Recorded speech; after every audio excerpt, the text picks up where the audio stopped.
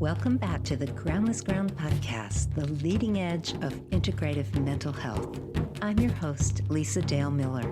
You can subscribe to, download, and review the Groundless Ground on iTunes, Google Play, YouTube, Stitcher, TuneIn, and of course, find out more at groundlessground.com. I'm ready to go. How about you?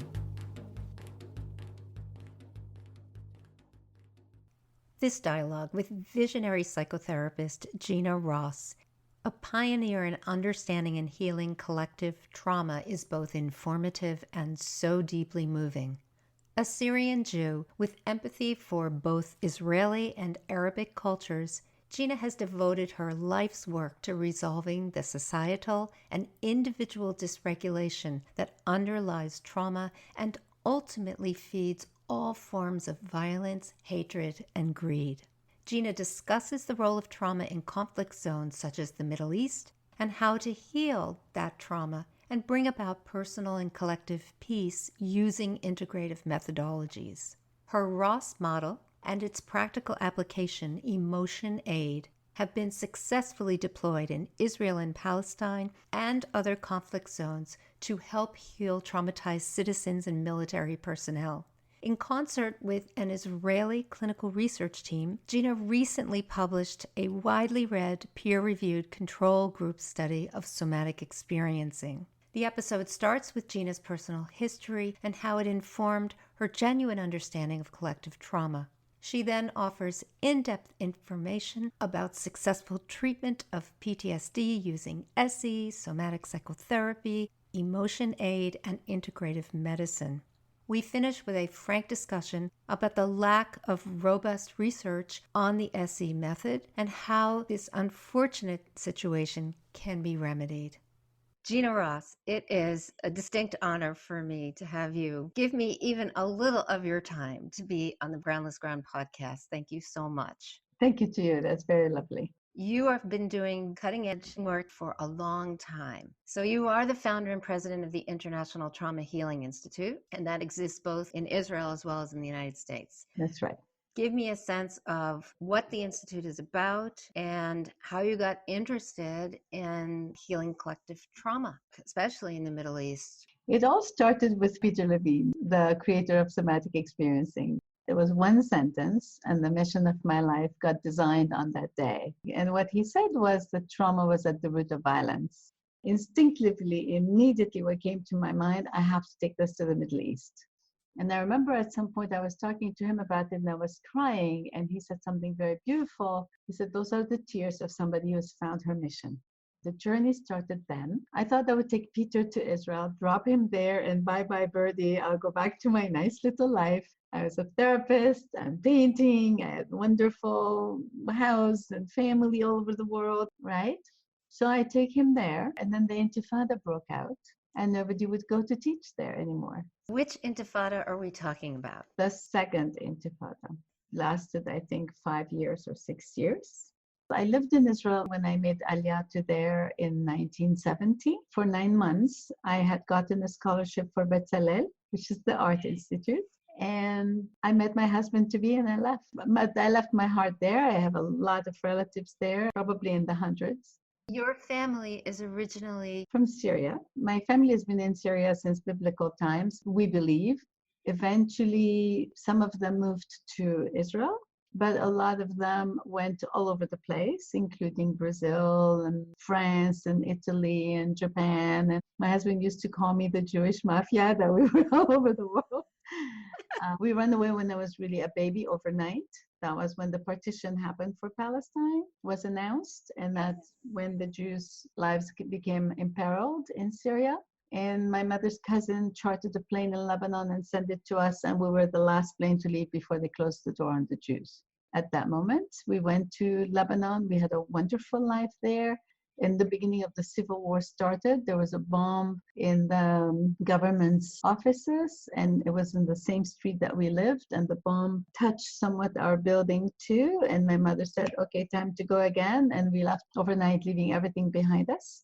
And I didn't see my pictures of being a baby until I was 23 when I went to Israel, and my aunt had received some pictures from my mother.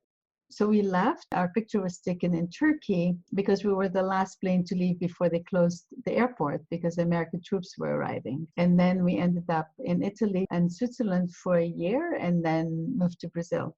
And then I made Aliyah to Israel. I met my husband, ended up living in Canada and the United States. By the way, I traveled very extensively around the world for a whole year with my husband. And then I traveled all my life, probably to like 70, 80 different countries. And I lived in 8 different countries on 4 different continents. And I speak several languages. So that's the story.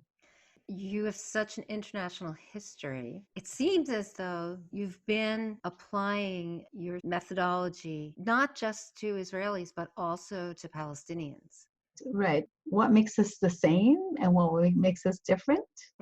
Seems that everything came together for my mission without me knowing that I was preparing for something. Although there was a sense that something needed to be done. I was interested in doing transpersonal therapy at the time. Trauma was not at all on my radar screen. I didn't want to have anything to do with trauma.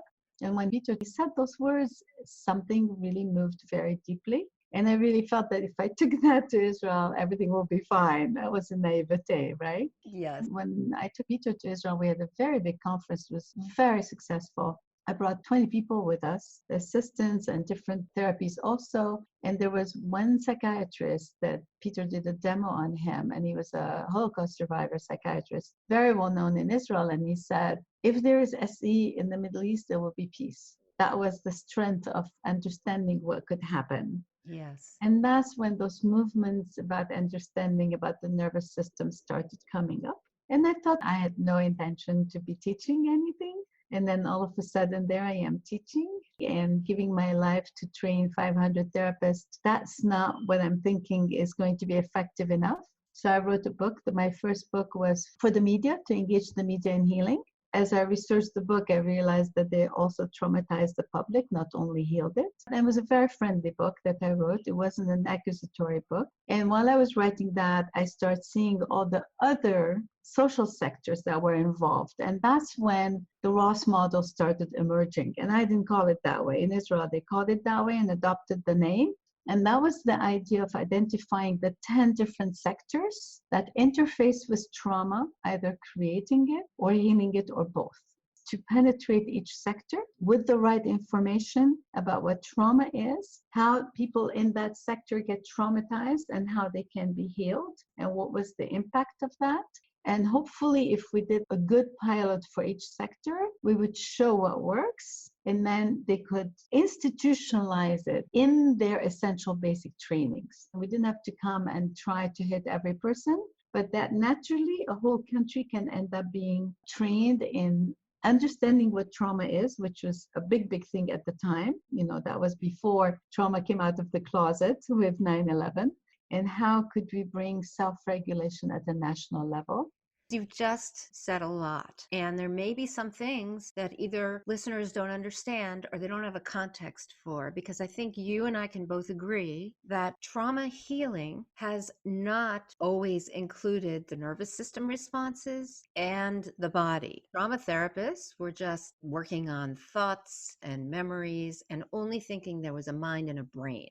And because it was so difficult to heal, there was a huge stigma on trauma. I would say it was quote unquote difficult to heal because the physical system, the autonomic nervous system, all that dysregulation was completely left out. Right. And they didn't really understand the basis of trauma.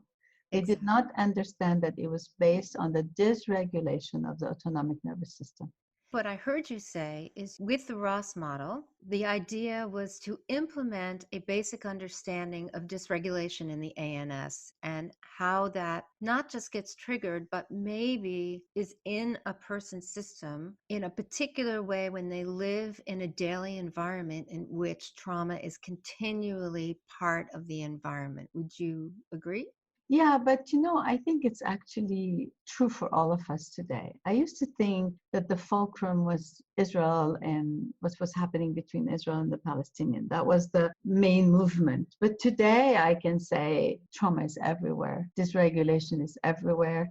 It's behind the huge political polarization that's existing right now here in this country. It's Yes. behind what's happening between different cultures and civilizations and religions. It's behind everything that's going on. This is a unique view, The view that I have, the one you've just presented. I'll go further. Do you think this is a unique view among the clinical trauma community?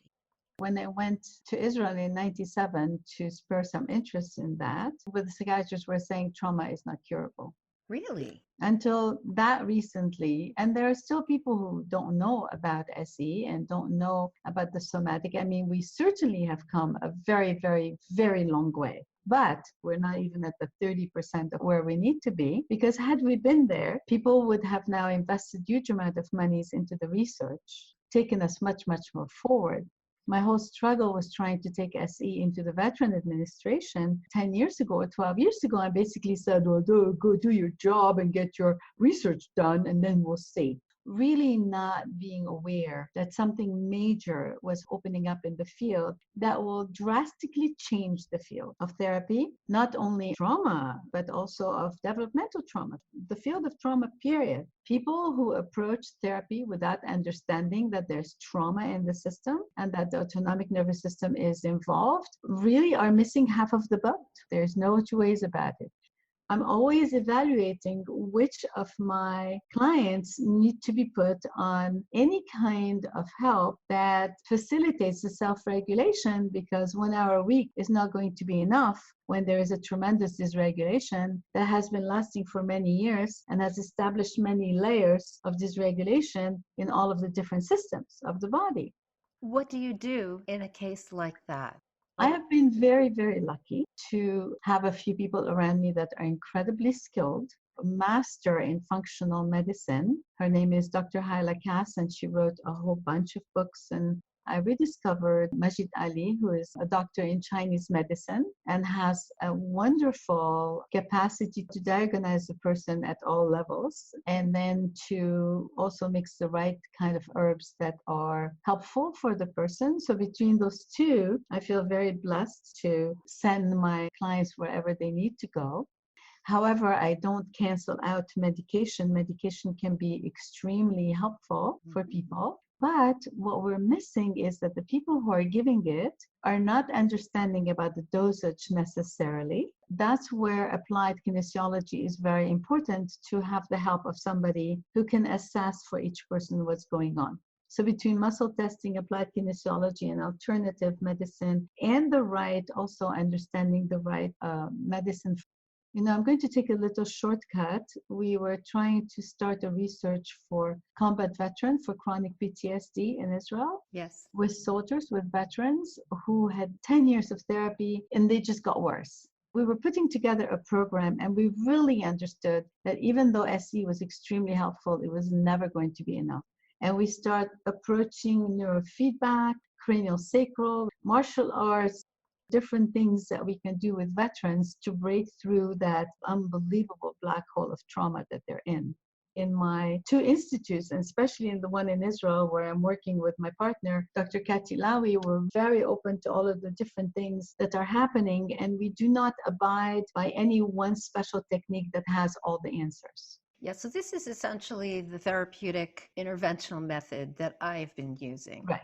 And I have my set of ancillary physicians and some of the other methodologies that you mentioned that I can refer people to, because you're right. Even if I were to see people more than once a week, if I don't have all the tools, maybe you'll agree with me, SE is a self-applied method. So we're training people in skills that they can use when they leave our offices. That's what I've called the emotion aid, and we developed it very, very well in Israel. There's a tool with cards and support systems and all kinds of things that help. We have a CD called Brushing Your Nervous System, but even that is not enough for certain cases. But for the people who are really very deeply into it, they need something that is built into the system throughout the day that's delivering it, like the medication, like the functional medicine and supplements, delivering from inside of the body, not just their own effort.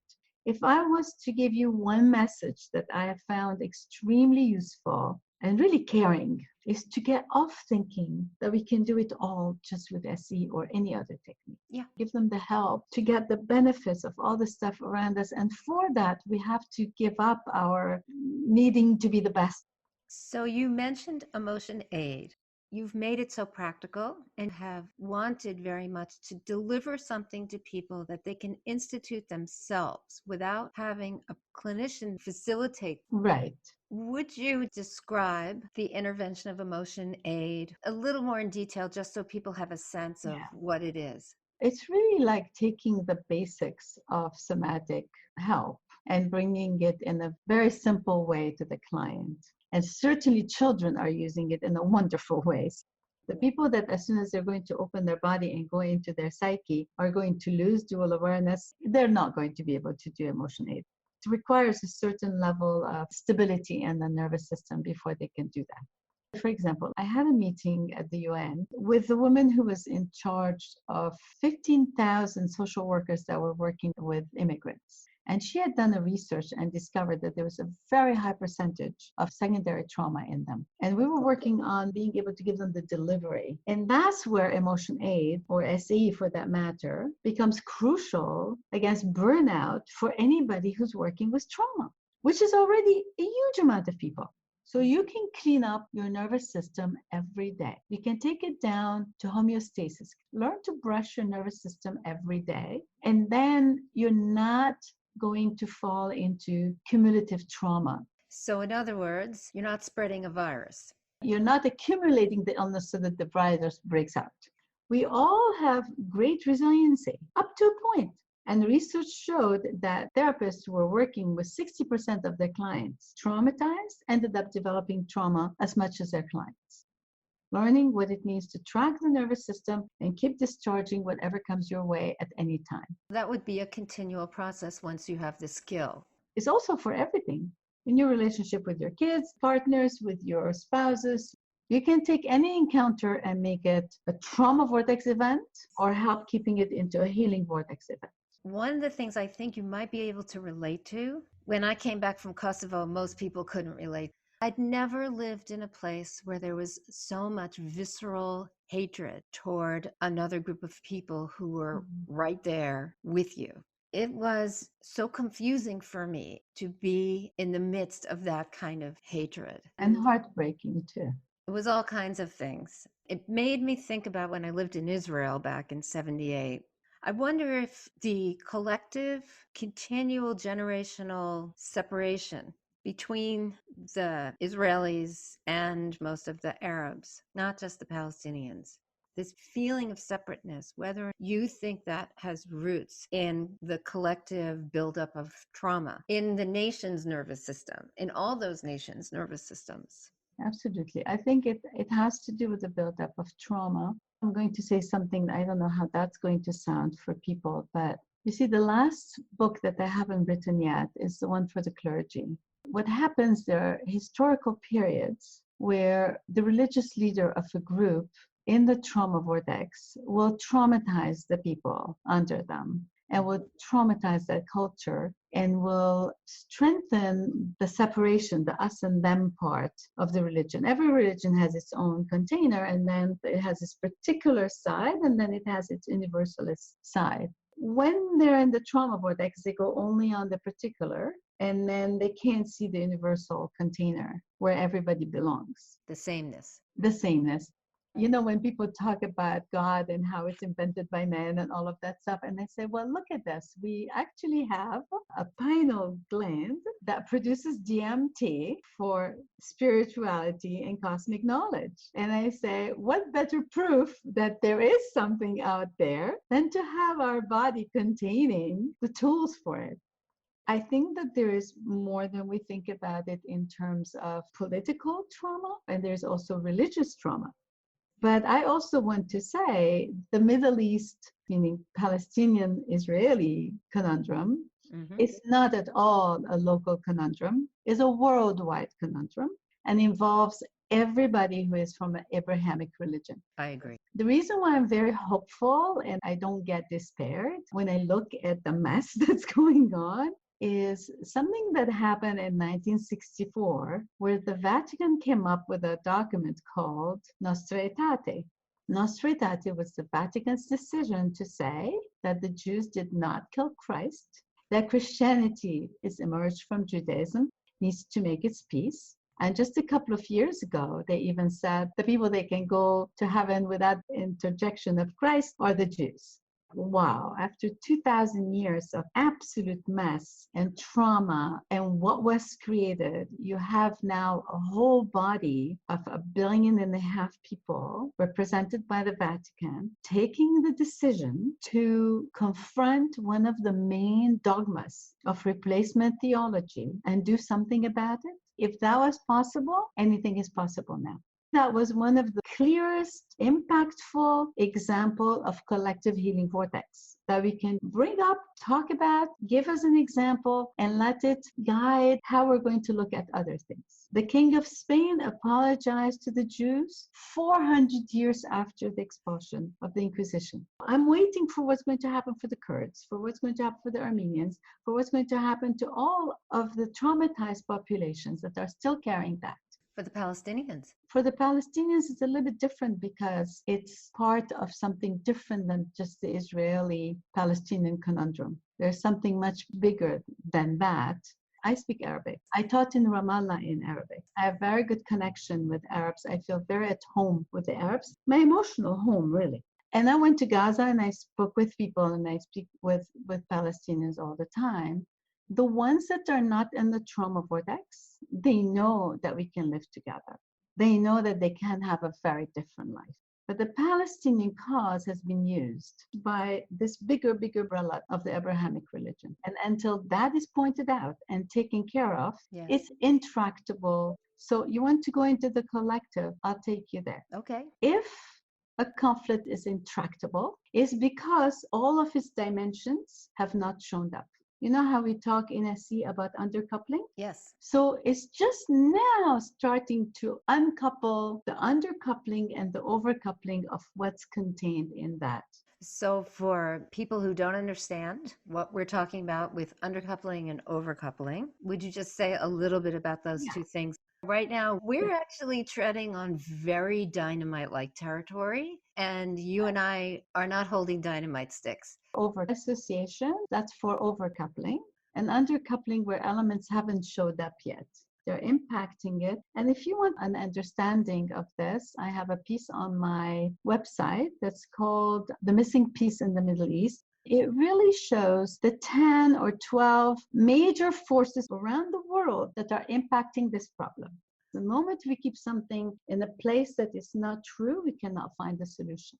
There are potentials for good things to happen. I'm really very, very hopeful of the future. I think our work, the people that want to be the aware people, is to see the collective consciousness, not to be overly impressed by the trauma vortex, and not to take sides, and not to go crazy, and not to get polarized, and see where can we bring that healing vortex. And if whatever I'm planning does not take care of everybody, that means I'm in the trauma vortex. So if it's not mutually beneficial, it's not the healing vortex. Not just not the healing vortex, but it's also not an expression of the sameness. Actually, I did something called like Bayan work. I don't know if you've heard about Bayan work. I have not.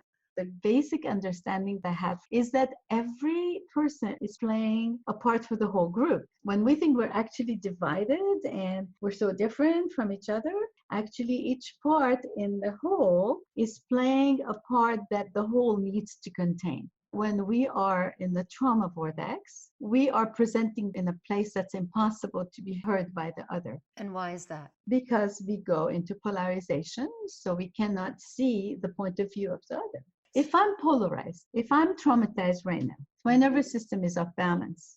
You come to me with your problems. Do you think I have any patience for it? Forget it. I'm just worried about myself. So this is how trauma impacts connectedness, relationship, and relationality. Not only that, and here's the worst, is that I'm going to take whatever's coming out of me that I'm not aware of, and I'm going to project it on you. So if I were to play devil's advocate and I were to say some polarization might in fact have roots in a wise view as opposed to a diluted view. Everything that people are fighting about have a kernel of gold in it. Yes. When people are coming with their values and they're understanding what their values and what they're defending, that's fine. Now watch how much of where you're coming from have layers of trauma that stops you from looking at the gold of the other. It's not about giving up our values at all. Right. It's about freeing them up from the activation, from the excess charge that actually then will make dialogue possible. And to even pretend or think that we have hold of the whole truth, how arrogant is that? Indeed. How uncompassionate is that? How traumatic and traumatizing is that? What you're speaking now is an ultimate wisdom that I think is collectively applicable no matter what view you hold. That's right. It's a way of being with others that goes beyond agitation. You can rest even in something that is other than. Exactly. You said it beautifully. I was doing some of those trainings that I have that are made of 1 day of emotion aid and 2 days or 3 days of conflict resolution and communication. And I remember some of the peace activists in Israel coming to me and saying, you know, it really blows our mind. We're therapists, we are kind, caring people, and we find ourselves carrying so much anger and hatred to the other. I said, yes, because you're coming from the trauma vortex to your cause. And that's why you're getting exactly the opposite results of what you want.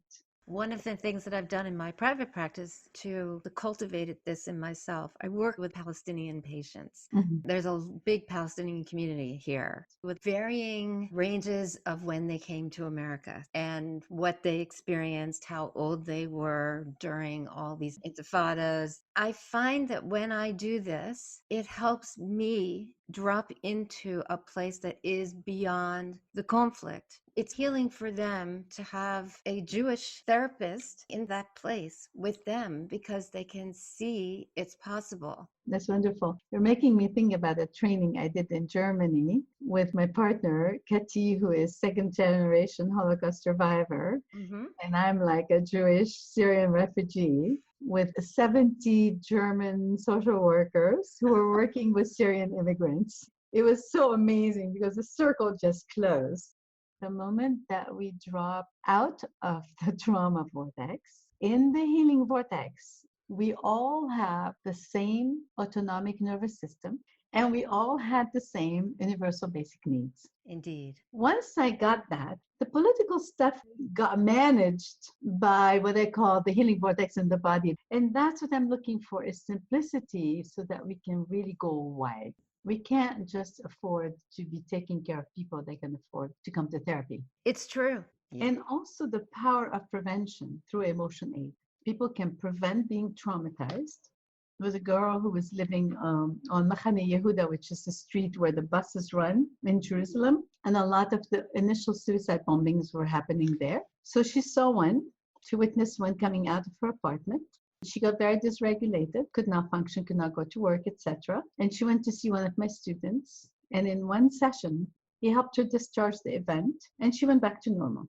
A year later, she gets out of her apartment again, and another suicide bombing takes place in front of her. What does she do? She stays calm and walks towards the event in order to help the people. She had been inoculated, and we can exercise our emotional muscles like we exercise our physical muscles. That's what emotion aid is about.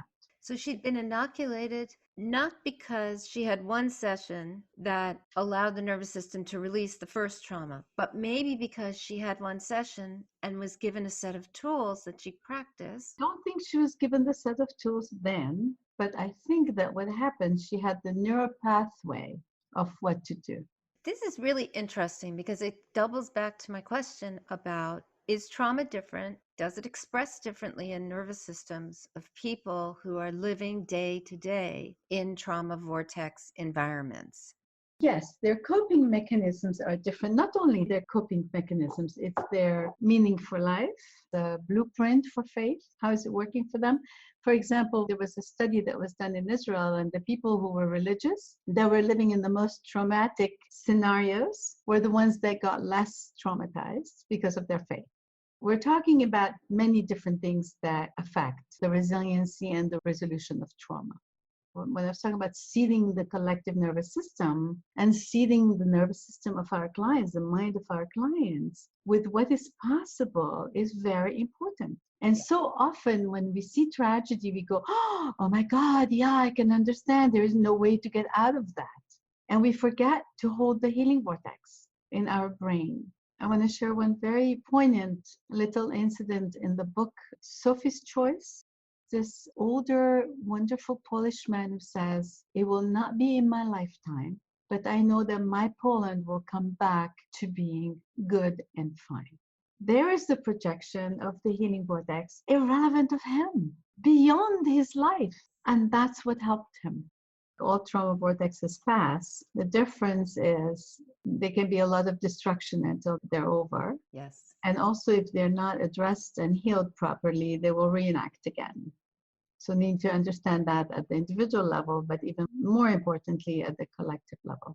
So far, you and I have been very clearly saying there is a way of viewing trauma, which includes the nervous system, and trauma healing, which is about regulation in the nervous system, that we both feel is effective as a method for resolving trauma and being able, as you have beautifully pointed out a few times, going on and being in traumatic events differently. I think we should tread on the really difficult territory of why is it so hard to get empirical research to actually prove what you and I are talking about. So everyone knows you are probably the only clinician who has done an empirical study that is peer reviewed on somatic experiencing. Why is there so little research? It's very frustrating for all of us. Why is it so difficult to come up with research methodologies that can actually prove empirical efficacy for this method? It's not difficult at all. Okay. It doesn't require millions of dollars, but it requires a couple of 100,000. It requires hiring experienced researchers. What happens is we're all this like wonderfully idealistic people, but we're just therapists. We're not researchers. And we're just getting excited and impulgated and, oh, we're going to go and do research. And then when I looked at now different things that have been proposed to me, because people like think of me as an expert, I'm not. I understand some basic stuff, and none of these wonderful projects that are a nice little addition are going to do the job of confirming our research and taking it further into the field. No serious journal will take your research if you're not working with a control group, period. That's it. So does that mean we have to come up with an appropriate control for the SE model? It could be like a group that waited for 3 months and then we give them the therapy. Or it could be a group that is getting another therapy, not SE, treatment with EMDR, treatment with PE. It depends how far you want to go. Okay. Then you can do, let's say, eating disorders or car accidents. Can you imagine if somebody took on car accidents right now and showed that people who get SE right after their car accident do not develop trauma and save millions of dollars to the insurance companies? Anything done in the physical health field of SE will resolve our problems with healthcare. You know, it's amazing. The impact would be tremendous. What I think we need to do is hire as a consultant people like Dr. Danny Brum, who did my research, even I would say Bessel van der Kolk, people who have done the research, who have been published, who have been successful, and say, please look at our design and tell us if that's worth it or not. What does it mean? Everything is worth it if we already were there. You can indulge in any little thing that you want, in any wonderful little detail that you want. But if we want SE to be known worldwide, that there shouldn't be one practitioner who doesn't take SE, every practitioner has to have SE and EMDR. You practice both SE and EMDR. I do EMDR when I need to. Would you say you could delineate the main difference? Anything that is deeply set into the autonomic nervous system needs SE. And that's why a lot of EMDR people take SE. Right. EMDR has done a beautiful job with the belief system. It's very fast. SE can do it, but it's not as automatic because it's in the realm of the neocortex. And EMDR goes right hemisphere, left hemisphere, and connects it. You're talking about the eye work. The bilateral stimulation, whichever way it happens, visually, kinesthetic, or auditory. EMDR has had a tremendous amount of research. It has trained many, many, many more people than us. Thousands and thousands and thousands more. It's true, but I don't think that's what has made it a more easily studyable method. SE is not taught in a standardized way. We designed the protocol and we got away with it. It's fine. This is a false obstacle. Good. So what I really want you to say, because I read your study, but a lot of the SE people, they don't even know you did a study. So I want you to describe the research protocol.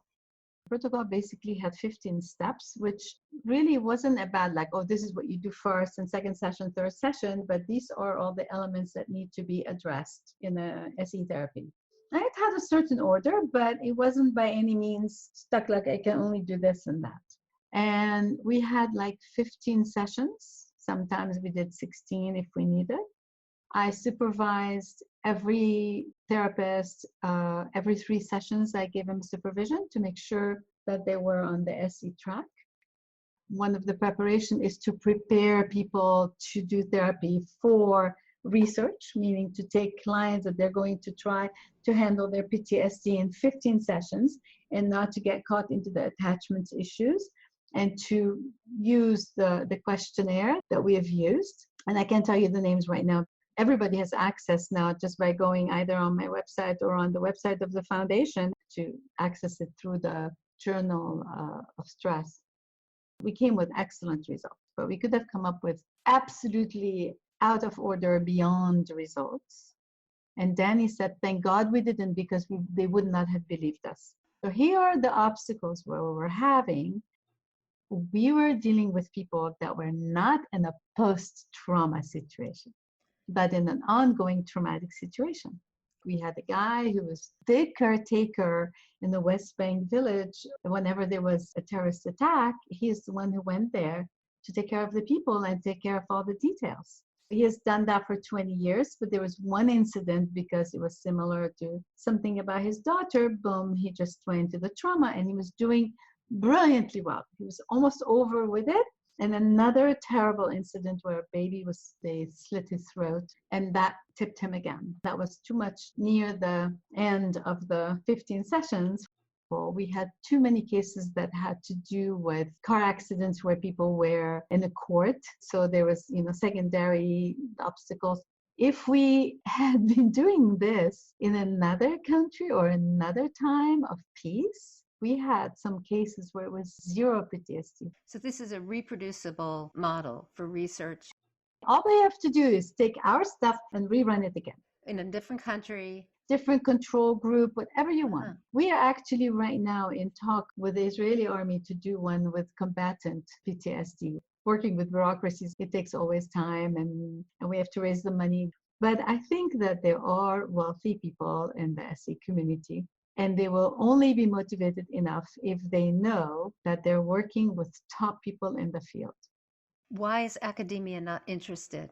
That's not true. Danny Brum is very interested. He'll run another 10 things for you. I mean, I haven't explored the field here because I was doing it in Israel. Just explore with 1 or 2 people and get them and raise the $200,000, $300,000 and do it. So I'll tell you what was the obstacle before. I think there was a fear that we will not hold up under the scrutiny of research. We were so enamored of SE that if there was anything that would be against it, we will be devastated. We need to do control group. You're not accepted by academia. You're not going to spread worldwide. You would think the SE community would learn from what's happened with mindfulness research over the last 15 years. Out of 1,500 studies, only 49 meet the criteria to say anything valuable about any of the mindfulness practices. I think our worst enemy is how dreamers and idealistic and heart open we are. There isn't that intellectual playing by the rules because we have to, because we break all the rules, remember. We're the only technique that teaches anybody SE. You know how much I get in trouble with the people who are licensed, that we're putting SE in the hands of people who are not licensed therapists. Because we break the rules, we have to be very stringent about our research. That would be a good area of research. I am one of those people who is very suspect about people who don't understand the concept of scope of practice working with people they shouldn't be working with. That actually would be an interesting research study. You have a research group where you're only getting SE from body workers. You have a research group where you're getting SE from clinicians who are SEPs. They're all doing the same protocol, and you would get to see whether or not there's a difference. And I think it would be great for us to have biological measures. That would be great. It makes it a bit more complicated, but there's so many things right now we can use. Did you get any feedback from ISSTS about your study and the use of SE as a modality for trauma healing?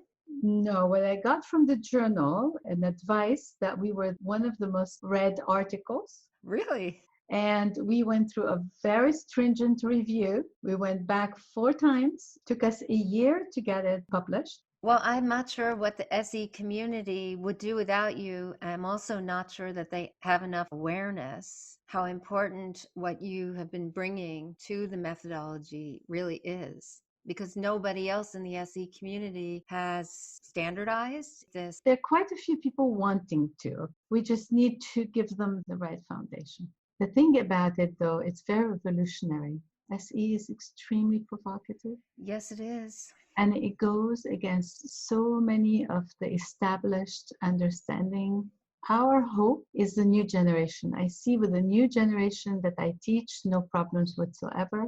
But I think we have to find a way to teach it in the universities, to bring it when people are learning already.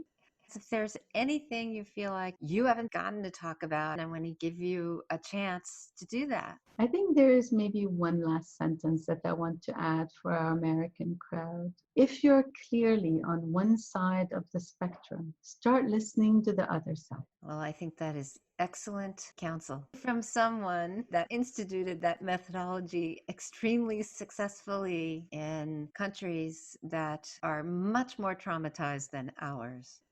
Gina, it's been a great honor, and I thank you so much. My great pleasure. Thank you. Thanks for listening to today's show. To get in touch, please visit groundlessground.com. Let's dedicate our efforts to the healing of our planet and all its inhabitants. See you next time on the Groundless Ground.